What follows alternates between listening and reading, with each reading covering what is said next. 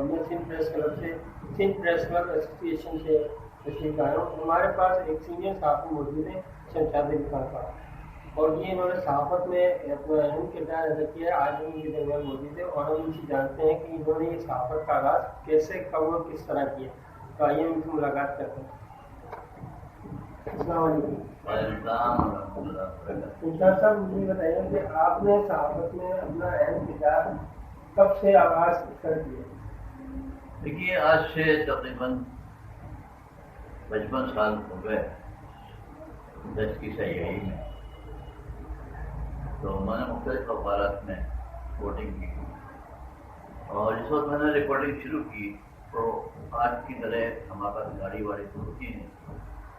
دھوپ آپ سے لو چل رہی ہے، دھوپ میں مٹی اڑ رہی ہے، سب بال بکھرے ہوئے ہیں، لیکن اپنی دھن میں پکے ہم اپنے خبر تلاش کرنے کے لیے سائیکل پہ مارے کرتے ہیں اور سچی خبریں لا کر کے عوام پہ پہنچانے کی کوشش کرتے ہیں. ہم نے کبھی بدزیادتی اپنے بیٹے سے نہیں، ہمیشہ دیانتداری اور ایمانداری سے اپنے فرائض انجام کیا. صحافت کو صحافت سمجھا، ہم نے کاروبار جیسا کہ آج تک آپ بھی جانتے ہیں. ماشاء اللہ اس فیلڈ میں تو کام کر رہے ہیں تو عام طور پہ تشریف ہونا رہے.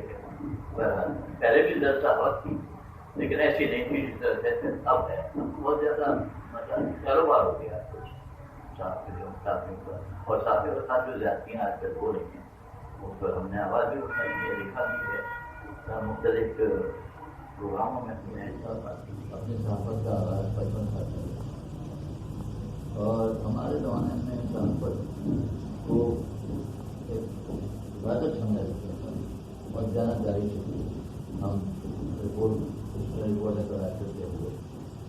دھوپ تھی، لو چل رہی ہے، بال بکھرے ہوئے ہیں، مٹیوں میں لطپت ہو رہے ہیں، سائیکل پہ چلے جا رہے ہیں، لیکن دھوپ کے ہم پکے ہوا کرتے تھے اور تلاش کرتے تھے تو سچی خبریں اور سچی خبریں پڑھنے کی کوشش کرتے. ہم نے کبھی بدزیادتی نہیں کی اپنے طریقے سے، ہمیشہ وہی بتایا، وہی عوام تک پہنچانے کی کوشش کی جو سچ تھا.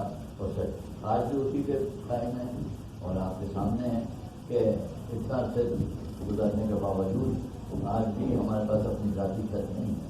ہمیشہ بھی کرایہ پہ پہلا زندگی گزرتی رہی ہے، گزر رہی ہے. اب عمر تو رشتے میں ہے کہ بھائی بالکل اس میں متر ہو کے رہتے ہیں. ہمارے اپنے ساتھی جو ہیں مختلف ہمارے نام پر تنظیمیں بنی ہوئی ہیں، پریس کلب بنے ہوئے ہیں فلاح و بہبود کے نام سے، لیکن ہم تو ہمیں تو کوئی پوچھتا بھی نہیں ہے. بھائی ہمارے ابھی دیکھیں نا اپنے روشن دیا وشالیہ دنیا چلے گئے، علاج نہیں آ سکے. ابھی ہمارے مظفر عسکری بھائی کینسر کی مبتلا مرض میں مبتلا ہیں. میں نے ہر اسٹیج پہ ان کو ہائی لائٹ کیا، اپنے کالموں میں لکھا، رپورٹنگ کی، لیکن آپ کوئی پوچھتے نہیں ہیں. میرے 3 آپریشن ہوئے، کسی نے اتنی زحمت دوبارہ نہیں کی کہ جناب ہوا تھا. 1-2 دوست آئے جنہوں نے واقعی میں مشہور ہوں اور مجھے تقریباً 8-9 تو ایوارڈ مل چکے ہیں، 11-12 مجھے سرٹیفکیٹ مل چکے ہیں. انہوں نے بہت ہے سینئر ٹیچر بہت دیتے ہیں. ابھی پچھلے سال کو ایک پروگرام ہوا تو ان کے پاکستان ساجد بھائی اور اپنے جیشان بھائی نے بہت آنر کیا، بہت عزت کی، اور لوگ جو وہاں تھے انہوں نے بہت عزت کہا اور جیسے سینئر کی. لیکن یار صرف عزت اور اس دور میں اور اس عمر میں تو کچھ آدمی کو چاہیے ہوتا ہے دوا داری کے لیے، کچھ معاوضہ کہیں سے نہیں ملتا ہے، کچھ نہیں ملتا. تو میرا صرف یہ ہے اپنے تمام ساتھی اپنے دوستوں سے اور خاص طور سے آپ سے، آپ جو جس چینل سے آئے ہیں اور جس طرح سے تشریف رہا ہے، میں آپ کو بڑا مشکور ہوں. اور سندھ طرف سے آئے ہیں، میں سندھ طرف ویلفیئر ایسوسیشن کا بہت مشکور ہوں کہ آپ نے آپ کے میرے پاس تشریف رہا ہے وہاں سے، اور آپ کم سے کم حقائق معلوم کر رہے ہیں مجھ سے. تو میں یہ گزار کروں کہ میں وہ پاکستانی ہوں جس نے پاکستان بننے سے پہلے اس میں حصہ لیا تھا. علی گڑھ یونیورسٹی کے اسٹوڈنٹس کے ساتھ، اور ہم نعرے لگاتے تھے کہ بٹ کے رہے گا ہندوستان اور لے کر رہیں گے پاکستان، اور ہم نے پاکستان لے کر دکھا دیا۔